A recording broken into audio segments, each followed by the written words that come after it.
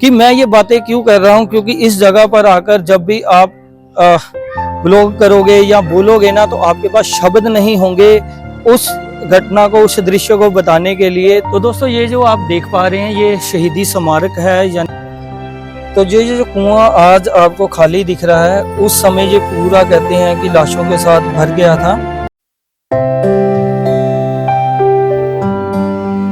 Art gallery में हम लोग जो थे वो देख कर आ गए थे और आपको भी साथ साथ में हमने दिखा दिया था। तो अब शर्मा जी और मैं उस ऐतिहासिक कुएं के पास आ गए हैं, जिसमें जान बचाने के लिए निहत्थे भारतीयों ने अपनी जानें गंवा दी थी कि शायद उन्हें लगा कि इस कुएं में कूदकर वो गोलियों से बच सकते हैं। तो ये जो कुआं आज आपको खाली दिख रहा है, उस समय ये पूरा कहते हैं कि लाशों के साथ भर गया था। तो कितना वो दुखदाई और कितना वो कह सकते हैं करुणामय पल होगा, तो उसका हम अंदाजा भी नहीं लगा सकते। तो आज ये दीवारें, ये चीज़ें, ये स्मारकें सिर्फ उस पल की गवाही देती हैं कि आज़ादी जो है वो बिना कुर्बानी के नहीं मिल सकती।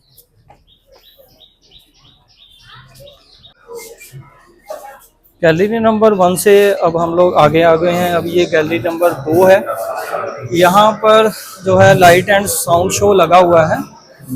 जैसे कि मैं बता रहा हूँ कि यहाँ पर हर जगह पर आपको 13 अप्रैल 1919 से रिलेटेड ही जो घटना हुई है उसी से रिलेटेड साक्ष्य और यहाँ पे वीडियो दिखेगी।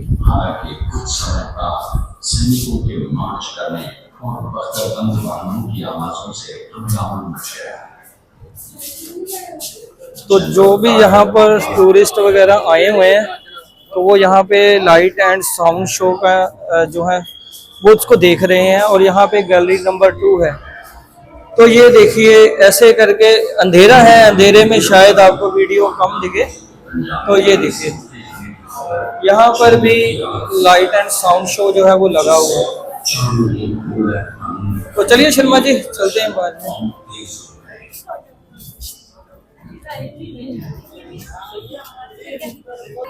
सत्याग्रह, अंग्रेजी दामन और ऐसे करके जितने भी ब्लैक संडे या कह सकते हैं आज़ादी के लिए जब जब भी कोई घटना हुई, तो उससे रिलेटेड यहाँ पर बैनर, पोस्टर, स्क्रीन्स और इतिहास जो है लिखा हुआ है, ताकि टूरिस्ट अगर यहाँ पर आते हैं तो इस इतिहास को यहाँ पर पढ़ सकें।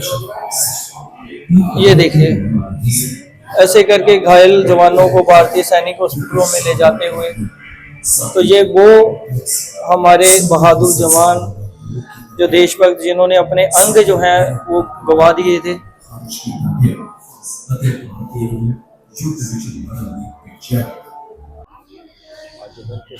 आज शहीदी समागम होने की वजह से यहाँ पर जो पॉलिटिकल लीडर्स भी आए हुए हैं, तो जिसके कारण वहाँ पर शायद आम लोगों का, आम नागरिकों का जाना बैन ना हो। चलिए चलते हैं, आगे जाके देखते हैं। अगर जाने देंगे तो ठीक है, नहीं तो फिर यहीं से वापस हो जाएंगे।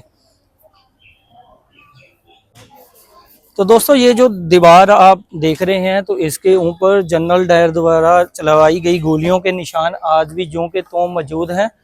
तो आपको आइए मैं दीवार को दिखा भी देता हूँ। और यहाँ पर इस घटना से संबंधित लिखा भी हुआ है, तीनों भाषाओं में लिखा हुआ है, पंजाबी, हिंदी और इंग्लिश, ताकि जो भी टूरिस्ट यहाँ पर आए तो उन्हें यहाँ का इतिहास पता हो। तो ये देखिए, इस दीवार पर गोलियों के निशान ज्यों के त्यों हैं।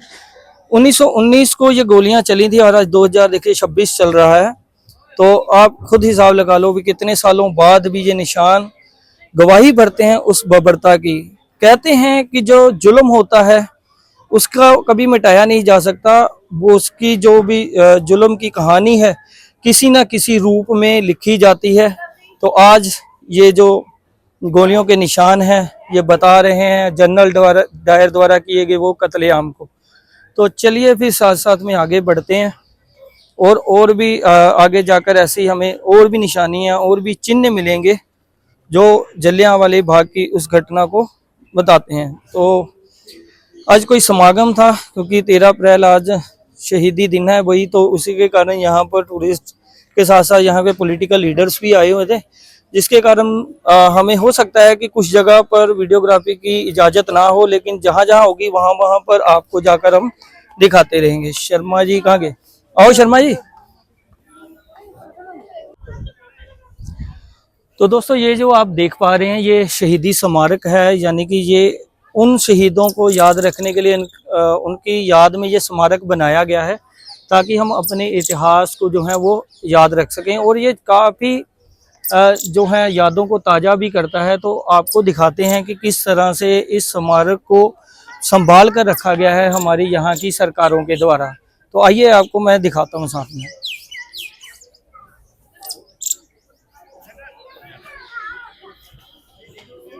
ये देखिए ऐसे करके ये ऐतिहासिक स्मारक है।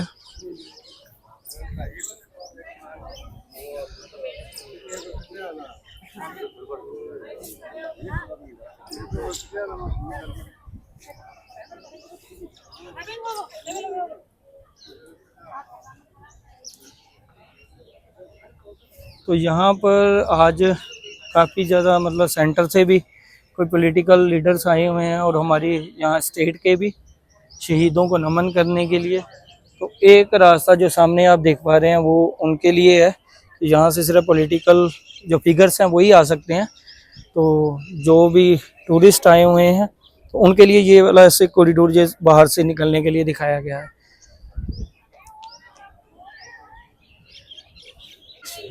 यहाँ देखिए ये एक और दूसरी इमारत है जहाँ पर गोलियों के निशान है, क्योंकि जब मैंने पहले दिखाया था तो वो उस जगह थी, यानी कि ये जो टेंट देख पा रहे हैं वाइट, इसकी उस तरफ वो दीवार थी। तो यहाँ पर भी गोलियों के निशान जो हैं वो बने हुए हैं। और यहाँ पर अब रेलिंग कर दी गई है। अब नहीं, मतलब मैं तो काफ़ी समय बाद आया हूँ, लेकिन जब हम छोटे थे तो अब ये ऐसा नहीं था। तो इसका जब नवीकरण किया गया तो इतिहास को बचाए रखने के लिए प्रोटेक्शन के रूप में ऐसे करके रेलिंग लगा दी गई है और उसके अंदर इतिहास जो है वो संजोया हुआ है दीवारों के ऊपर। तो यहाँ पर भी आपको देखिए गोलियों के निशान, जो वाइट वाइट आप बॉक्स देख रहे हैं, इनके बीच में गोलियों के निशान हैं जो उस समय यहाँ पर चलाई गई थी।